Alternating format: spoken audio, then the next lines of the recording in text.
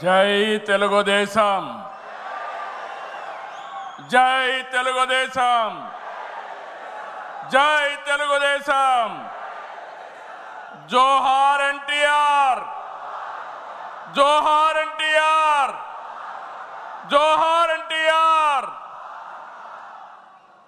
వేదిక పైన, వేదిక ముందర ఆసీనులైనటువంటి నాకు ప్రాణ సమానమైనటువంటి తెలుగుదేశం పార్టీ కుటుంబ సభ్యులందరికీ స్వాగతం, సుస్వాగతం.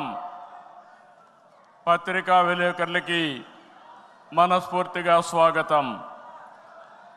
దేశంలో అనేక రాజకీయ పార్టీలు ఉన్నాయి, కానీ మహానాడుల వేలాది మంది ప్రతినిధులతో మంచి చెడులు, విధానాలు, ఆలోచనలు చర్చించుకునే ఏకైక పార్టీ తెలుగుదేశం. ప్రతిపక్షంలో ఉన్న, అధికారంలో ఉన్న మహానాడు అంటే అదే జోరు, అదే హోరు.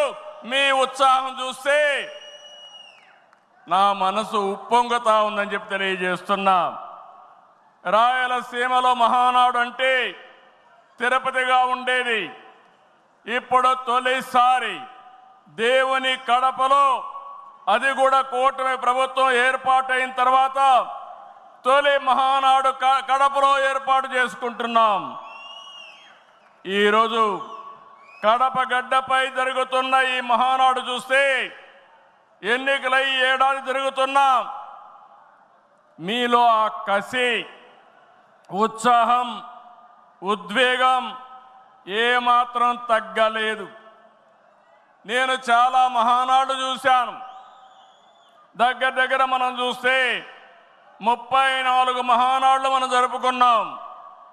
2 మహానాడులు డిజిటల్గా జరిగాయి. అయితే ఈసారి కడపలో, దేవుని గడపలో జరిగే మహానాడు ఒక చరిత్ర సృష్టించబోతుంది. సువర్ణాక్షరాలతో ఆంధ్రదేశ రాష్ట్ర ఆర్థిక పరిస్థితి ఒక దశ దిశ నిర్దేశిస్తుందని చెప్పి తెలియజేసుకున్నా. ఈరోజు చల్లని వాతావరణం. అన్ని మహానాడులంటే చాలా వేడివేడిగా ఉండేది, ఎండలు ఎక్కువ ఉండేటివి. ఒక ప్రశాంతమైన వాతావరణంలో, ఆహ్లాదకరమైన వాతావరణంలో ఈరోజు కడపలో మహానాడు జరుగుతూ ఉంది. ఉమ్మడి కడప జిల్లాలో 10 స్థానాలకు గాను 7 స్థానాలు గెలిచాం. మన సత్తా చాటాం. ఈసారి ఇంకొంచెం కష్టపడితే 10కి 10 మనమే స్వీప్ చేస్తాం.